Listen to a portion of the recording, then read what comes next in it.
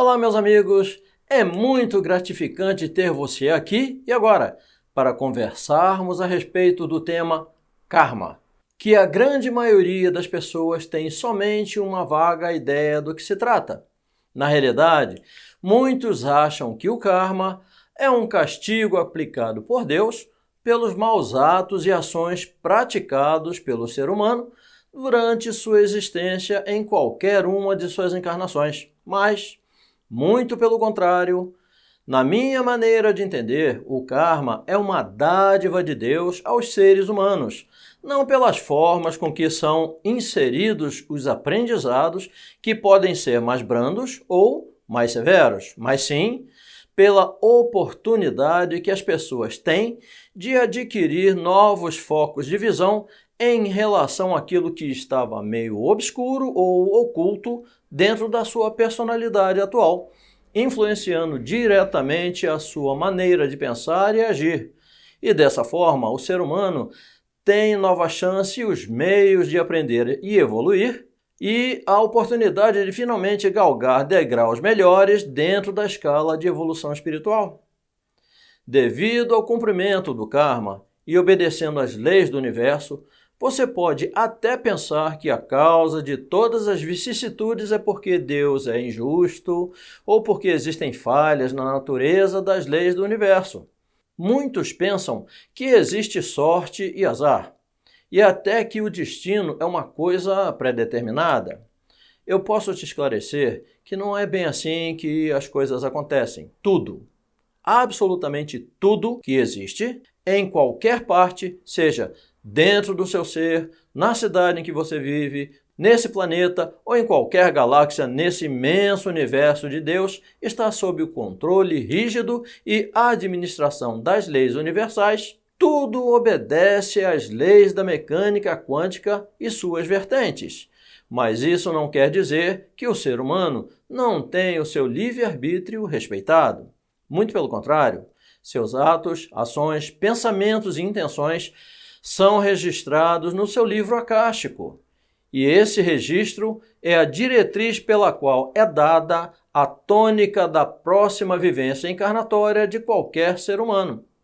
Quando as coisas não vão muito bem na vida de uma pessoa, dá para dizer que existem duas variantes que são responsáveis por essas atribulações. A primeira variante é o cumprimento das leis do universo, ou seja, do karma adquirido pela pessoa ao longo de todas as suas encarnações até o presente momento. Isso quer dizer que as lições para o aperfeiçoamento e evolução espiritual desse ser divino que habita esse corpo físico nesse momento não foram assimiladas em todo o seu contexto ao longo de suas existências. Em outras palavras, as lições de casa deixaram de ser cumpridas e a pessoa vai ter novamente a oportunidade de passar pelas provas, as quais foi reprovada, com o intuito de ensinar-lhe o caminho correto a ser trilhado. Isso faz parte do seu karma pessoal e não há ninguém que possa mudar. Esse caminho é só seu. A segunda variante acontece quando a pessoa está encarnada e que pode ser definida como sendo todas as energias ocultas e nocivas que podem estar vibrando em seus campos frequenciais, e essas energias nocivas têm alto potencial de prejudicar a pessoa em todos os planos de vida: saúde, prosperidade, relacionamentos, profissão e outros segmentos. Detalhando essas energias, elas podem ser espíritos obsessores, que são os encostos, trabalhos de magia, feitiçaria e etc., energias de inveja e olho grande, energias de pactos, tratos, alianças ou qualquer conexão ou amarração. Para detectar e eliminar todas essas energias, existe a técnica holística da mesa radiônica quântica, que é capaz de limpar todos os campos frequenciais dos seres humanos dessas energias de espíritos obsessores e também dos trabalhos de magia, feitiçaria e energias dos trabalhos maléficos feitos por outras pessoas. Também elimina as energias de inveja e olho grande, ou ainda pode quebrar todos os pactos e tratados existentes que porventura tenham sido feitos nessa encarnação ou em encarnações passadas, deixando a pessoa completamente livre dessas energias doentes. Os contatos para o atendimento estão na descrição aqui embaixo. Esse é um trabalho feito sem nenhum vínculo com misticismo, religião, manifestação de qualquer ordem. Não se acende velas ou incensos e se emprega unicamente a mecânica quântica como ferramenta de trabalho. Utiliza-se também alguns gráficos em radiônica e um pêndulo, nada mais do que isso. Essas energias ocultas estão espalhadas por todo o planeta e nós vivemos diretamente em contato com elas. São energias que podem se agregar aos campos frequenciais de qualquer um, desde que a pessoa se mantenha com vibração energética baixa, com pensamentos, atos, ações que procuram prejudicar outras pessoas e o meio em que vive. Essa baixa vibração existencial é um grande atrativo para todas essas energias ruins que, em contrapartida, tornam a vida da pessoa um caos. Aí ela pensa que o mundo está contra ela, quando é exatamente o contrário.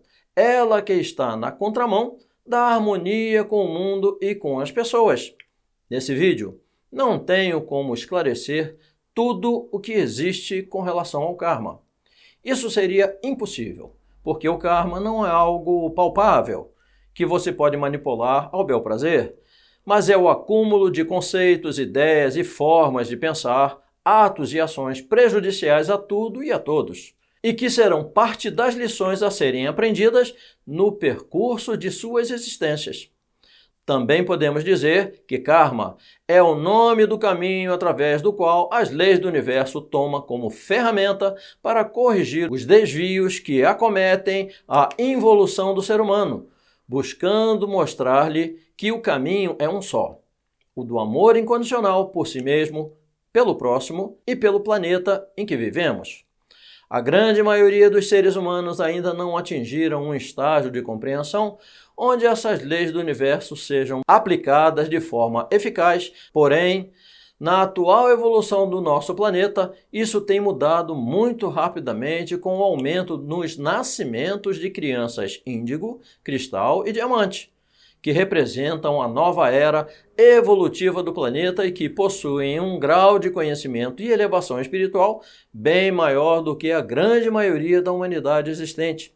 E por isso, estão provocando uma mudança na personalidade da atual sociedade doente, pois não concordam com as mentiras, falsidades e egoísmos que infestam a grande massa humana desse planeta. O amor incondicional é o objetivo. Agora, é aguardar a multiplicação desses seres mais evoluídos e a transferência dos involuídos para sistemas planetários compatíveis com seus graus de evolução para a vivência de suas próximas existências. Ok? Nessa altura do campeonato, você pode me perguntar: então, se uma pessoa está vivendo sua vida normalmente, mas que por qualquer motivo ou causa, ela deixa de viver, ou seja, faz a grande viagem, o que ocorreu? Vamos lá. Nada consegue fugir das leis do universo, e todas as existências estão sob o controle existencial dessas leis. Sendo assim, quando há o término da missão kármica vivencial de uma pessoa, ou seja, ela contribuiu com a evolução do planeta e, acima de tudo, pode ter contribuído positivamente para a sua própria evolução espiritual, chegando o momento de começar uma nova jornada existencial para dar continuidade à sua evolução de acordo com os planos divinos. O que pode interromper o trajeto desses planos divinos naturais são atos intempestivos quando a pessoa encerra por conta própria a sua jornada encarnatória, ou seja, comete suicídio. E aí, pode contar. O seu karma vai ser muito pesado daí para frente.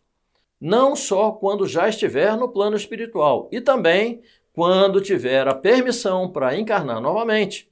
Aí, poderá vir com alguma deficiência física, no sentido de impedir que cometa novamente esse ato irresponsável.